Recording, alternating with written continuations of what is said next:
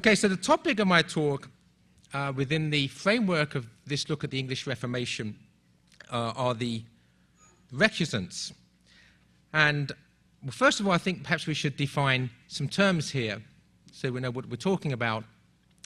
That as Eamon Duffy has shown in his masterful work, mentioned several times already and should continue to be mentioned because it is so important, his book, The Stripping of the Altars, he made it very clear that the majority of England and the majority of Englishmen throughout the 16th century remained devout and to various degrees defiant Catholics. So the Protestant, what Hilaire Belloc called the damn fool Protestant history, history written by the victors, if you like, which sort of suggested that the English threw off the yoke of Rome, was nonsense. So when we're looking at Elizabethan England, which I'm going to be looking at, and Jacobean England as well, to a degree, that we need to understand that the majority of Englishmen were still Catholic in their faith. The point is that the Catholicism fell into what we might call three camps, three areas. There were what we might call the church or Catholic conformists. Now, these were people that went to the new reformed services of the Church of England, of the Anglican Church, and their sympathies and sensibilities were still Catholic, and they hoped for a return of the Catholic faith, but in the meantime weren't going to rock the boat or get themselves into trouble and went to the Anglican services. These people, bit by bit, almost invariably and inevitably lost their faith and became Protestantized. And then you had a group called the Church Papists, who also went to the Anglican Church, bearing in mind you were fined if you didn't attend Anglican Church and made yourself an outlaw, as it were. So rather than do that and face that sort of the stigma, they went to the Anglican Church, but then secretly, whenever they had the opportunity, would also go to a Catholic Mass if there was a priest around and confession and receive the Catholic sacraments. So these were called Church Papists. So they put up one face in public and behind the scenes their Catholicism. And then you had the group that I suppose we should call the hardliners or the militant Catholics, who were the recusants. And the recusants were those who refused to attend the Anglican services, even though it meant being ostracized and it meant being fined or worse. So when we're talking about the recusants, it's this group of Catholics, and they're by no means the only Catholics in the country, but if you like, they're the most militant and devout, and those that are willing to make great sacrifices for their faith. Now, having said that, the other thing I want to mention now is that I'm going to pinpoint my focus. As Marcus mentioned, I'm working on a book on Shakespeare, and I have been doing so now for I think three and a half years, trying to fit writing in amidst all the other commitments, but I'm hoping to have it finished by the end of the spring. But so consequently, I'm going to focus on probably the most famous recusant family in England, and that's the Shakespeare family. Because many people, of course most people, don't know that Shakespeare came from a recusant family. So I'm going to talk about that particular family, and if you like, by giving this picture in microcosm, you can extend that out to the recusant experience throughout the country. Now, I want to do things properly here, however, and there have been several books published over the years, and they're still coming out, by people that say that Shakespeare isn't Shakespeare. So I suppose I want to just spend a little bit of time just talking about, is Shakespeare Shakespeare? Because I'm going to draw conclusions about the importance of Shakespeare's Catholicism to his plays towards the end, and what that actually means to us today, having Shakespeare's plays being understood within a Catholic context, where if someone can say, well, Shakespeare didn't write the plays anyway, then that argument obviously falls down. So is Shakespeare Shakespeare? Well, there have been many claims that Shakespeare is not Shakespeare, and people claiming that other people were Shakespeare. Perhaps the two most famous and the ones that have been taken most seriously are that Shakespeare is really Francis Bacon, or that Shakespeare is really the Earl of Oxford, the so-called Oxfordian school. There are, however, some wackier ones, such as that Shakespeare is really Queen Elizabeth. She really wrote all the plays. Or that, in fact, Mr. Shakespeare is really Mrs. Shakespeare, and Anne Hathaway really wrote all the plays, and just her husband took the credit. Or James I, King James I was really Shakespeare. Several other members of the aristocracy have also been claimed as being the real Shakespeare. My favourite, I think, however, is the claim by I can't remember who it was now. I can't believe this particular school of thought was ever any larger than one person. But somebody once claimed that the real William Shakespeare was Daniel Defoe, who wrote Robinson Crusoe. Now, that's fine, except Daniel Defoe wasn't born until 1660, which was about 50 years after Shakespeare had died, and after all the plays were performed. So I said, people that believe that the Earl of Oxford was Shakespeare have the problem that, well, the Earl of Oxford died in 1604 and Shakespeare's plays were still having their premieres for 8 years after that. So we have this problem with the Earl of Oxford. And Christopher Marlowe, some people claim that Christopher Marlowe was the real Shakespeare. He was murdered in 1593, just as the Shakespeare plays were beginning to come out. And they claim that, well, he wasn't really murdered, and he went off to Europe and then was invited back by Francis Walsingham, his benefactor, and then wrote plays under the pseudonym William Shakespeare. So we have this case with the Earl of Oxford and Christopher Marlowe that the sort of Shakespeare there had to be a resurrection of the dead for Shakespeare to continue writing. Well, what I like about the Daniel Defoe theory is that you have to have the resurrection of the unborn, because he hadn't been born yet when all this was written.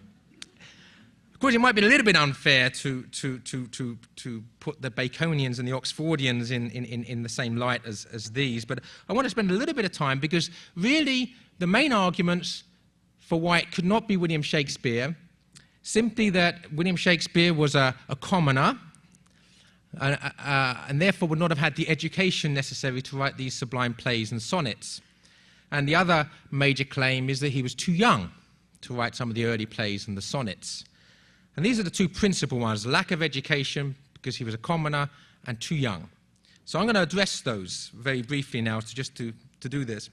And by the way, I'm going to resort on a couple of occasions here to reading from that part of my book I've actually written so far. So that this is what I'm doing now.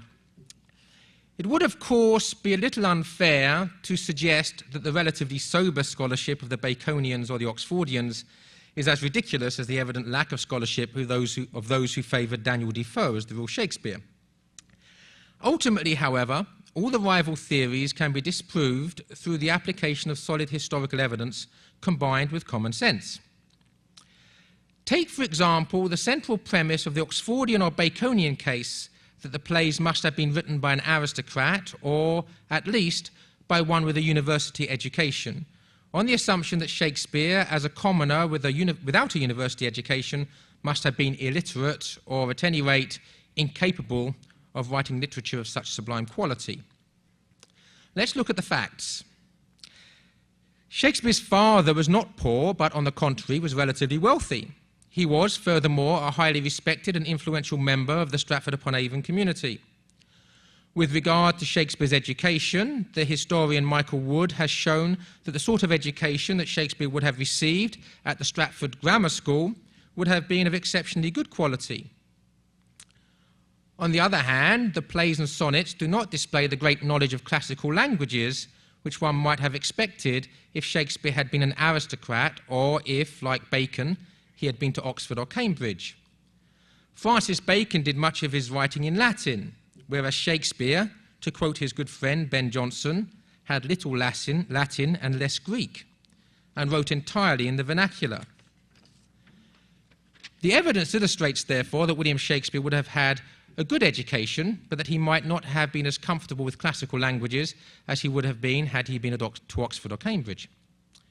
This excellent but non-classical education is reflected in the content of his plays. It should also be noted that Francis Bacon was vehemently anti-Catholic, his mother was a zealous Calvinist, and his father an outspoken enemy of the Catholic Church. Such an upbringing would have precluded him from being able to write the profoundly Catholic plays attributed to Shakespeare. As for the presumption of the Oxfordians and Baconians that Shakespeare's humble origins would have precluded him from being able to write the plays, one need only remind these proponents of supercilious elitism that great literature is not the preserve of the rich or the privileged. Christopher Marlowe was a shoemaker's son, and Ben Jonson's stepfather was a bricklayer. Poverty prevented Jonson from pursuing a university education.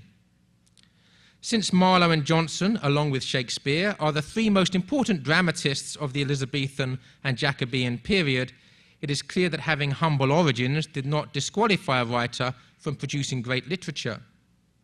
On the contrary, it could be argued from the evidence that such origins were an important ingredient of literary greatness in Shakespeare's day. Furthermore, the importance of humble origins to the pursuit of literary greatness is not confined to Shakespeare's contemporaries. Later generations have also produced an abundance of humble greats. Daniel Defoe was the son of a butcher, and Samuel Johnson, arguably the greatest wit and literary figure of the 18th century, was also born of poor parents. Poverty would force Johnson to abandon his university education. Charles Dickens, the greatest novelist of the Victorian era, experienced grinding poverty as a child, and when his father was sent to prison for debt, the 10-year-old Dickens was forced to work in a factory. Moving into the 20th century, G.K. Chesterton, the Dr. Johnson of his age, was born of middle-class parents and never received a university education. And these are but some of the brightest lights in the humble firmament of literary greatness. Many others could be added to the illustrious list. Perhaps the most applicable parallel to Shakespeare's situation is, however, the appropriately named Alexander Pope, the son of a draper, who was denied a formal education because his parents were Catholic. Pope's humble origins helped him become, perhaps, the finest poet of the 18th century. So much for the weakness of the Oxfordian argument about Shakespeare's humble origins. The other argument often employed by the Oxfordians is that Shakespeare was too young to have written the sonnets and the early plays. Shakespeare was only in his mid-20s when the earliest of the plays was written, and was in his late 20s when he wrote the sonnets. There is no way that such a young man could have written such work, whereas the Earl of Oxford, being born in 1550 and therefore 14 years Shakespeare's senior, would have been sufficiently mature to have written these masterpieces. So the argument runs. Regardless of whether the Earl of Oxford, a most violent and volatile individual, was ever sufficiently mature to have written the works of Shakespeare is itself highly questionable. Nonetheless, let's look at the crux of the matter, namely whether a young man is able to write great literature. Christopher Marlowe was born in the same year as Shakespeare, wrote the first of his produced plays in around 1587 when he was only 23, 2 or 3 years younger than Shakespeare is thought to have been when the first of his plays was produced. The first of Marlowe's plays, Tamburlaine the Great, is generally considered to be the first of the great Elizabethan tragedies. Since Marlowe was murdered when he was still in his late 20s, the whole of his considerable literary legacy rests on his formidably young shoulders. Ben Jonson's first play, Every Man in His Humour, was performed in 1598 with Shakespeare in the cast, when the young playwright was only 26 years old. Thomas Dekker published the first of his comedies in 1600, when he is thought to have been around 30 years old. Thomas Middleton's first printed plays were published in 1602, when the playwright was about 32, but they were probably first performed a year or two earlier. John Webster published his first plays in 1607 when he was 27 years old, but is known to have made additions to John Marston's The Malcontent 3 years earlier. As for Marston himself, he wrote all his plays between 1602 and 1607, between the ages of 26 and 31. Looking at his contemporaries, Shakespeare was at exactly the age one would expect him to be when he first started writing plays. The Earl of Oxford, on the other hand, would have been around 40 when the first of the plays was performed, making him a positive geriatric by comparison. So much for the youthfulness of Shakespeare the playwright, but what about the Oxfordian argument that he would have been too young to write the sonnets? Again, let's begin with Shakespeare's contemporaries. Michael Drayton published his first volume of poetry in 1591, when he was 28. Exactly the same age as Shakespeare was thought to have been when he wrote the sonnets. Many of John Donne's finest sonnets were written in the early 1600s, when the poet was in his late 20s or early 30s. Many other great Elizabethan poets died at a young age, having already bequeathed a considerable body of work to posterity. Sir Philip Sidney was 32 when he died. St. Robert Southwell was 33. Marlowe, as already noted, was 29, and Thomas Nash was 34.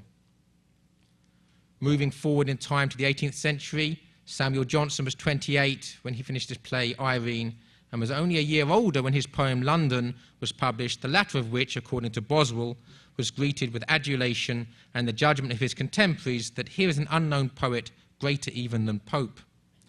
And as for Pope, he published his first poems at the tender age of 21. And then I go on to say, should these examples still fail to convince, we can look at the Romantic poets Byron, Shelley and Keats, all of whom died at a young age. Keats was only 26 when he died, and as for his precocious talent, it's said that he wrote some of his finest sonnets in as little as 15 minutes.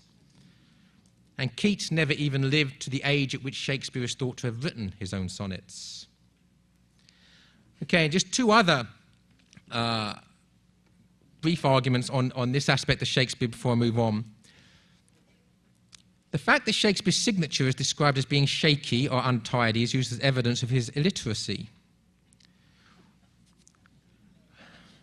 I see all of you that have got shaky signatures are beginning to feel a little bit offended here.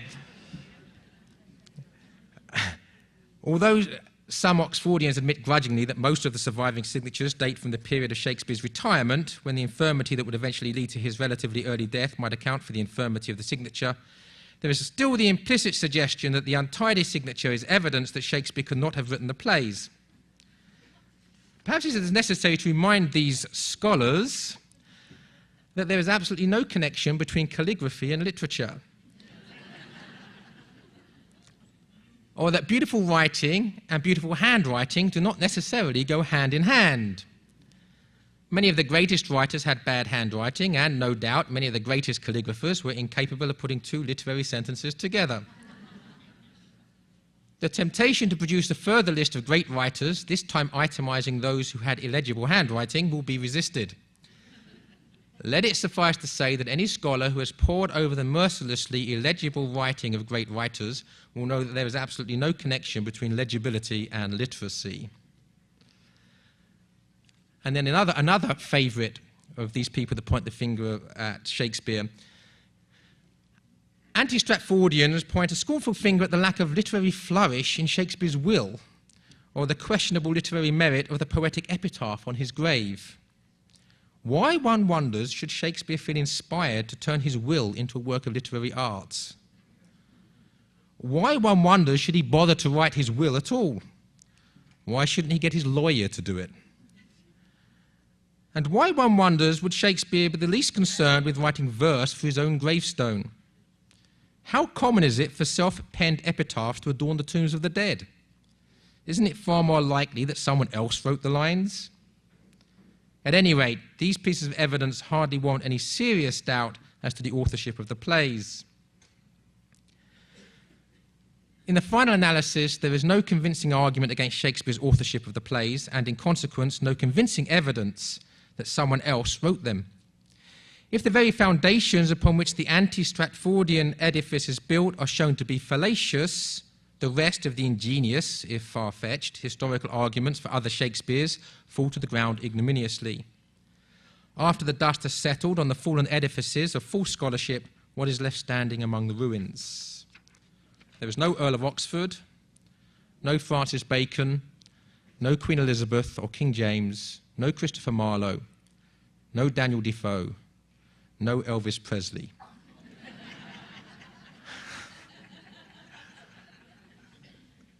We are left with the reliable, if mundane, reality that William Shakespeare was, in fact, William Shakespeare. We're also left with the equally reliable, if paradoxical, observation of G.K. Chesterton that Shakespeare is quite himself. It is only some of his critics that have discovered that he was somebody else. Okay, so I wanted to do that because I wanted to make sure that we were on firm foundations here, just in case there might be people out there saying, well, I didn't even know Shakespeare didn't write the plays, so what does it matter? Well, who was Shakespeare then? Because clearly now, as he was the person that did write the plays, it certainly does matter. Well, if you believe the historians and the literary critics over the years, he was a Puritan, or an agnostic, or an atheist, or now in our postmodern days, a nihilist. One that believed there was no meaning to anything. However, there's been a growing body of scholars who have been digging up good, solid evidence for Shakespeare's Catholicism. In the 19th century, this was mostly Catholic historians, but in the 20th century, non-Catholics have got involved with this. If you like, the Catholic historians blazed the trail, but were probably dismissed as being biased. But there was a wonderful work done by an American Presbyterian called John Henry de Groot, whose dissertation was on the evidence for Shakespeare's family's recusancy, their Catholicism. And his dissertation has been republished as Shakespeare and the Old Faith, which I thoroughly recommend to you.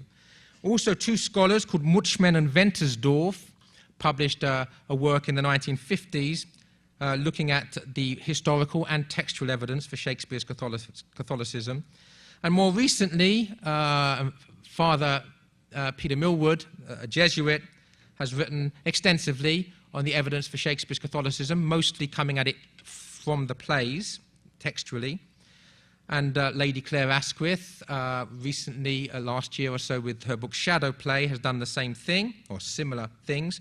And even secular scholars now, such as Anthony Holden or Michael Wood, have accepted that Shakespeare was brought up in a staunchly Catholic family, in a recusant family. So let's look at some of that evidence now for Shakespeare's family, which basically seems to have won the day. Essentially what's happened is that people have now accepted that Shakespeare was brought up in a recusant family, and they've fallen back to the position, but basically he lost his faith and became just like us when he started writing the plays.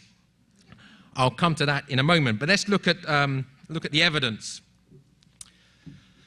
The Catholicism of William Shakespeare's extended family on his mother's side is beyond doubt, and moreover is marked with controversy.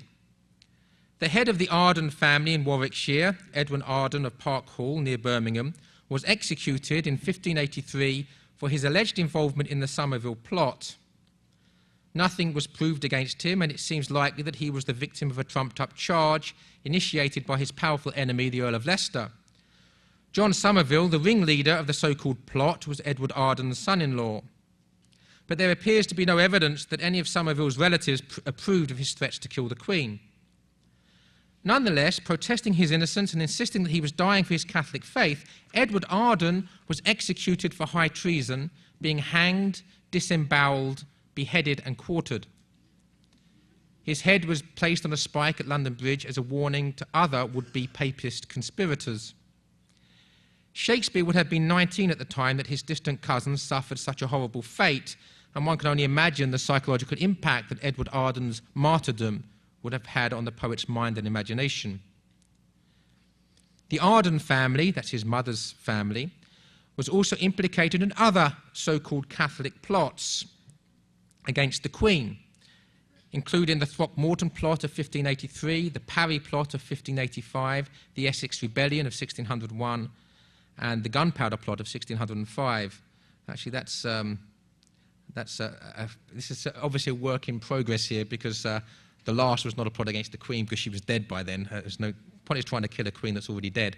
So I have to change the wording there, because the last of those is against King James I. Shakespeare's relatives were, it seems, living on the very edge of danger in a period of political tension and religious persecution.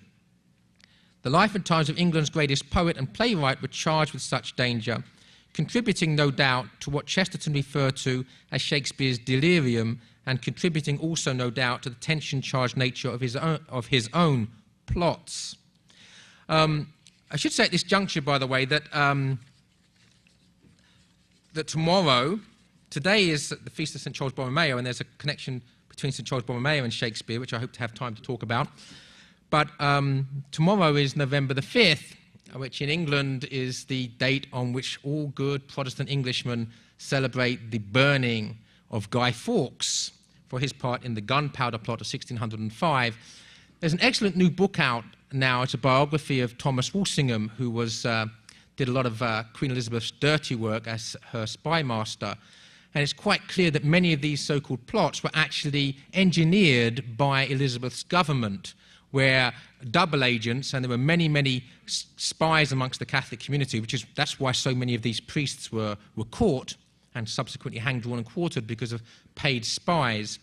These spies would basically make contact with hot-headed young Catholics and come up with the idea for a plot, and the plot would take place and the plot would mature, and invariably, surprisingly enough, the culprits would be caught red-handed before they had a chance to carry out their plot. None of the plots were successful because they were probably actually set up by the Elizabethan government. And this was all part, of course, of the propaganda campaign. You then take these poor, dupe, hot-headed young Catholics who have been taken in by Elizabeth's paid spies, are then held up as an example. In the case of Guy Fawkes, burned alive. Of course, we then say this proves that the Catholic Church are traitors and plotting against the Queen. So it's all part of the dirty tricks we're talking about. Now let's look at then life for the young Shakespeare at home, and it's part of a recusant family. So Shakespeare was born in 1564, so I'm taking the story up here when he's living at home and he's 12 years old. In April 1576, after a period in which the 1559 statutes of supremacy had been largely ignored in many parts of the country, including, it would seem, in Stratford, the Queen had appointed a Grand Commission to ensure that the laws were enforced more rigidly. The Commission's aim was to order, correct, reform and punish any persons wilfully and obstinately absenting themselves from church and service, in other words, the Anglican Church. Fines against Catholics were to be levied by the church wardens of each parish, and most significant to the position of John Shakespeare, that's William Shakespeare's father, those in civic office would be made to take the oath of supremacy. Basically, you say that the king is the supreme head of the church, not the Pope. The investigations were carried out in the latter half of 1576, which coincides exactly with John Shakespeare's mysterious withdrawal from civic life. He was basically the mayor of Stratford-upon-Avon, and he, for reasons no one understands, he disappears. And it's about the time that he would have been made to take the oath, and obviously refusing to do so, he dropped out, so he wouldn't have to. Having missed only one meeting of the Borough Council in the previous 13 years, he failed to appear at the meeting on January 23rd, 1577, and thereafter, with one exception, never appeared at a council meeting again. Yet, in spite of his persistent non-attendance, the Borough Council continued to treat him with deference and respect. And it was only after 10 years of non-attendance that his name was finally removed from the list of aldermen. Such tolerance, wrote the Protestant scholar E.I. Fripp, was without parallel in the history of the borough. The obvious conclusion is that John Shakespeare withdrew from civic life to avoid taking the oath of supremacy, and that the majority of his colleagues on the Borough Council sympathised with his decision to do so, even if they were not prepared to follow his defiant example. His decision to retire presupposes great courage and firm faith, wrote Muchman and Ventersdorf. On January 29th, 1578, a levy was made in Stratford for the strengthening of the militia, which had been formed to enforce the government's anti-Catholic measures and to prevent possible uprisings, such as the major Catholic uprising in the north, which had been crushed in 1569.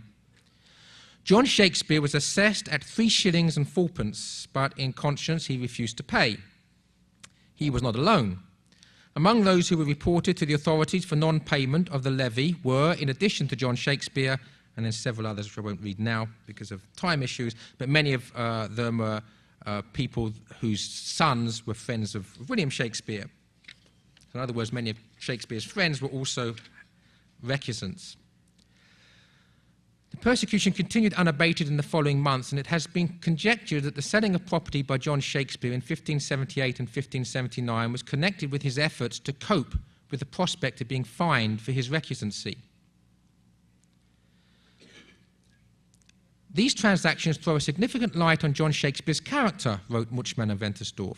It is clear from the incident of the militia levy and from his subsequent financial arrangements that he had not only come out into the open as an opponent of the new religion, but that he was attempting to insure himself against the inevitable consequences of the grave step he was taking.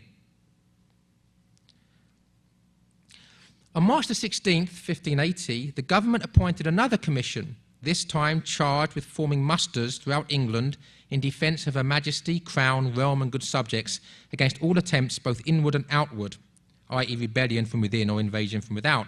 In other words, they're setting up local militias to defend Queen Elizabeth against any possible Catholic uprising. The commissioners sent to Stratford were Sir Thomas Lucy, a committed Protestant and indefatigable persecutor of Catholics, and Sir William Catesby, a staunch Catholic who would be arrested the following year for his adherence to the old faith and whose son would later play a leading role in the gunpowder plot. The appointment of Sir Thomas Lucy as a commissioner charged with forming militias to defend England from papist plots or papist invaders seems obvious enough. But the appointment of Sir William Catesby remains a mystery. One can only assume that he had been appointed as a means of testing his loyalty to the Queen, since refusal to accept the office could have been seen as treasonable. It might be assumed, therefore, that one of the two commissioners went about his work with zeal, whilst the other did so with a bitter mixture of resentment and reluctance. Either way, they did as they were instructed, and in April 1580 drew up a list of gentlemen and freeholders in Stratford, the wealthiest and most worthy men in town, of which John Shakespeare's name appeared near the top. These men were no doubt expected to join the muster or support it financially. As with the position of Sir William Catesby, the Catholics of Stratford were being placed in an awkward position. Should they offer to fight in or finance a militia designed to quash any signs of Catholic rebellion against the new coercive religion being forced upon them? Or should they refuse to support the muster and face the punitive consequences? To be a conformist or not to be a conformist? That was the question. Although we don't know for certain how John Shakespeare responded to this latest levy, his earlier refusal to pay suggests that he might have refused again on this occasion. Such a supposition appears to be strengthened by the fact that he is one of 220 Catholics from all over England who were charged with committing a breach of the Queen's peace at around this time. John Shakespeare was summoned to appear at the Queen's Bench in Westminster in June 1580 to answer the charges against him. It seems, however, that he was part of a preconceived plan by those charged to boycott the whole proceedings, since he and most of his co-defendants from around the country opted not to attend. John Shakespeare was fined £20, a huge sum. And let's look at this. We mentioned £100,000 earlier, and well, that's a lot of dollars, but I've actually got, just to give you some idea of how much £20 was. Oh, by the way, he was fined a huge sum, £20, for non-appearance in court, and a further £20 for failing to bring John Audley, a Nottingham hat maker, into court. So he's fined £40. Let's just give you an example here. The Snitterfield property, which John and Mary Shakespeare had inherited from Robert Arden, was sold for £40 in October of the previous year. So it's the cost of a large house. It is estimated that John Shakespeare's total property in 1576 was valued at between £250 and £300. And the price paid by William Shakespeare in 1597 for the second largest house in Stratford was £60. So these are huge fines. And then it carries on. Basically, they're fined, all the defendants are fined themselves for non-attendance and fined also for not bringing somebody else, which seems odd. And I sort of look at this. It is curious that the defendants should be forced to pay not only their own fines for non-attendance, but that they should be held responsible for the non-attendance of co-defendants and fined for failing to bring them to court. It certainly begs some interesting questions. Did the government know that the defendants were planning to boycott the proceedings? And if so, was this the government's way of punishing them for doing so? and perhaps an effort to break the boycott itself. And bearing in mind the widespread spy network we told about, there would be no way they wouldn't know if there was a concerted effort to boycott the proceedings. So this is probably their response. If so, it illustrates the resilience of the recusants and their determination not to conform to the new religion. It would also seem to indicate that the recusant network was widespread and that individuals from disparate areas many miles apart knew each other fairly well. Nottingham is 70 miles from Stratford, Stoke is nearly 80. They're the other people that were fined for not bringing John Shakespeare to court. The other absolute evidence for John Shakespeare's recusancy is the fact that he appears in the recusancy rolls in 1592, by which time Shakespeare is in London and making a name for himself as a playwright. So this is, obviously I haven't had time to do it all. I'm not going to have time to look at John Shakespeare's last will and testament, which is connected to St. Charles Borromeo, whose feast day it is today, because I want to spend the last part of the talk in the time I have left talking about William Shakespeare himself. But obviously I could ask you to buy my book when it comes out next year to find out about that. Or if any of you are very interested, I can tell you about the Charles Borromeo connection to Shakespeare if you see me around the foyer, quite happily. But I want to spend the rest of the talk talking about the evidence for Shakespeare's Catholicism, William Shakespeare's Catholicism. The evidence that he comes from a staunchly Catholic family that was persecuted hideously is, I hope, very clear from what I have managed to say already. We know there's conjecture that he was in a house in Lancashire around 1580 or 1581. It can't be proved, but there's good circumstantial evidence, and that household, Houghton Hall in Lancashire, was a known recusant household, and someone called William Shakeshaft, a player, in other words an actor, was given a bequest in the will. And now we know that William Shakespeare's grandfather called himself William Shakeshaft. If William Shakespeare is appearing in a recusant household, he may have wanted to use another name. It has been pointed out by scholars that there were other William Shakeshafts around the Lancashire area, so we can't prove that, although this particular William Shakeshaft was an actor, and I don't know how many of those other William Shakeshafts would have been actors. But it's also conjectured that he would have met, would or could have met St Edmund Campion on his way up north. We know St Edmund Campion stopped near Stratford-upon-Avon on his way north, and also that he stayed near Houghton Hall at the same time that Shakespeare may have been there. But that's conjecture.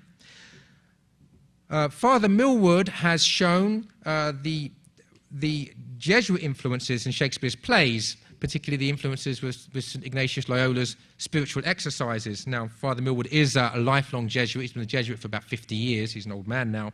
So he would certainly know the spiritual exercises, and he spent the whole of his life studying Shakespeare's plays, so he certainly knows the plays.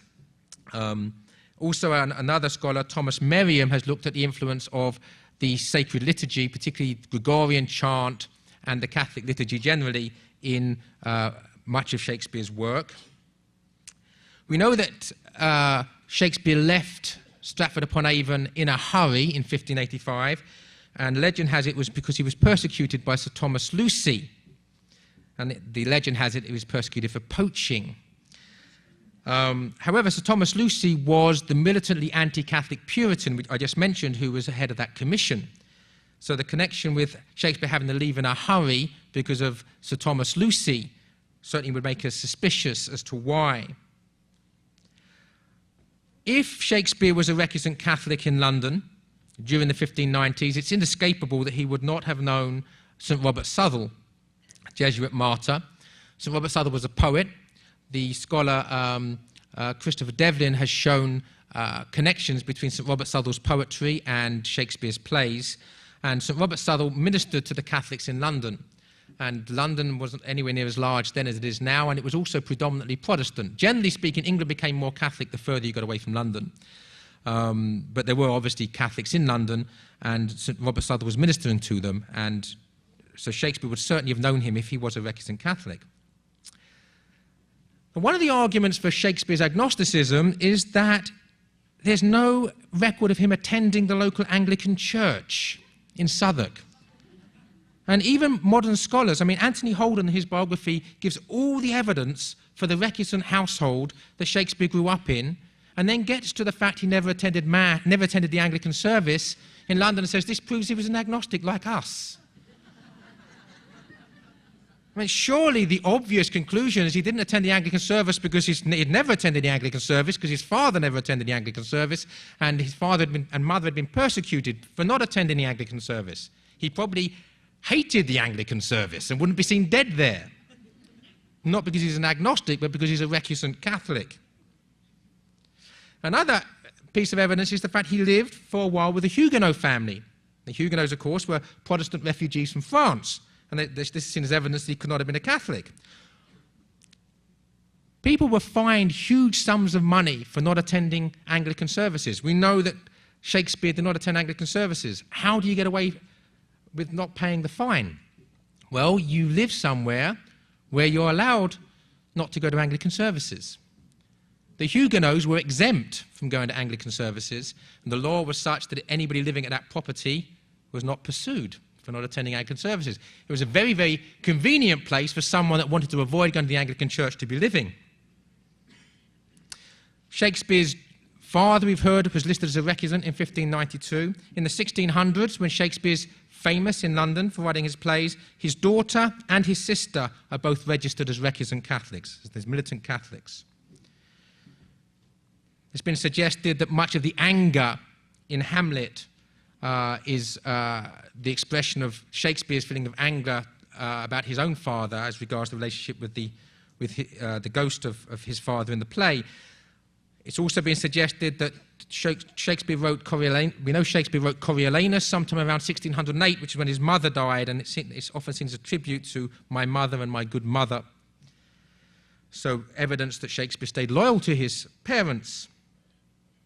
No real time to talk much about Shakespeare's plays in the very little time we have, except that religious figures, by which I mean Catholic religious figures, monks and nuns, are invariably portrayed as being good in the plays. He also chooses, at a time when censorship meant that you weren't allowed to talk about politics or contemporary politics or religion in plays, volatile time, of course, so these were censored out. He chooses to set his plays in foreign countries, such as Italy, which are Catholic. It allows him to have that Catholic milieu. Or in the past, which is Catholic. And the recurring themes of illegitimacy and usurpation of power and the evil characters are almost invariably Machiavellian, like Lord Burleigh, Queen Elizabeth's right-hand man, or Thomas Walsingham, the person that's running the spy network.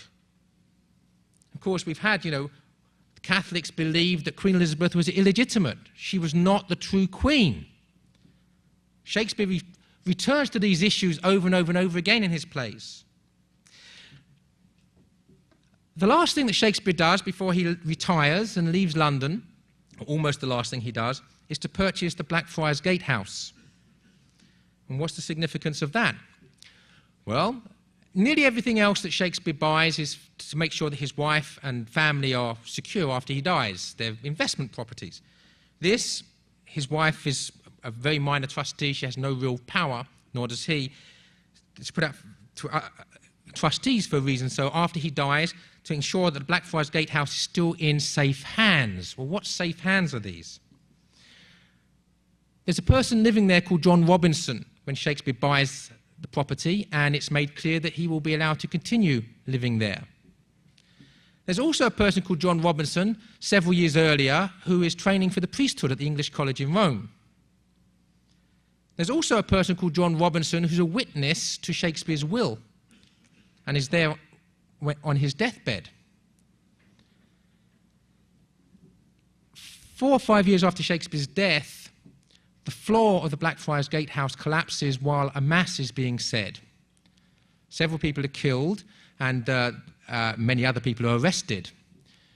The Blackfriars Gatehouse was known to be, even by the spy network, a centre for recusant activity. So the last thing Shakespeare does before he leaves London is to buy a property and ensure it stays in the hands of safe Catholics, including John Robinson, who may well have been a priest, who not only lived at Blackfriars Gatehouse, but on the assumption it's the same person, the same name, was present at Shakespeare's death. In other words, ministered the last rites to him.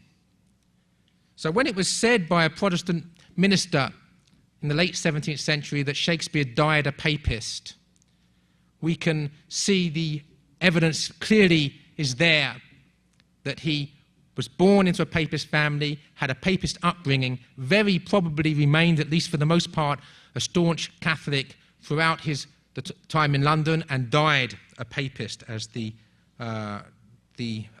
Anglican described him. So now where are the battle lines now? Where are we now? Secular scholarship has caught up with the evidence and has accepted Shakespeare was brought up as a militant Catholic. They may even accept the evidence suggests that he died a militant Catholic. But they're now saying that the plays show that he lost his faith and became a good postmodern nihilistic anarchist like us. In other words, starts a papist, dies a papist, but conveniently for them, at the time he's writing his plays, becomes like them. Well, the answer to that is no. What it shows is they can't read literature any more than they can read history. And I just want to say one thing just to finish, that when the Lord of the Rings films came out, I'd had a book published on Tolkien, and I spoke in secular universities around the United States. And we could have a talk, the Tolkien code, or unlocking the Lord of the Rings. And there'd be 250 or 300 people turn up. And they would get unadulterated, undiluted Catholic theology for an hour. And they would nearly all stay there agog and amazed. If you put out to those people, come and learn about the Catholic Church, instead of 250 turning up, 20 would have turned up, 19 of whom would be committed Catholics. So you see the power of culture to evangelize the culture. If it's true of Tolkien, it's certainly true of Shakespeare. People aren't going to stop reading Shakespeare. Now, if we can prove and show that Shakespeare was a militant Catholic, it forces us to reread the plays from that perspective. It forces the academy, the secular academy all over the world, to look at Catholicism in order to understand Shakespeare. Now, we heard an awful lot in the build-up to the Iraqi war about weapons of mass destruction. I'm not going to comment on those. What I would say, however, is that Shakespeare in the culture war is a weapon of mass reconstruction. Thank you.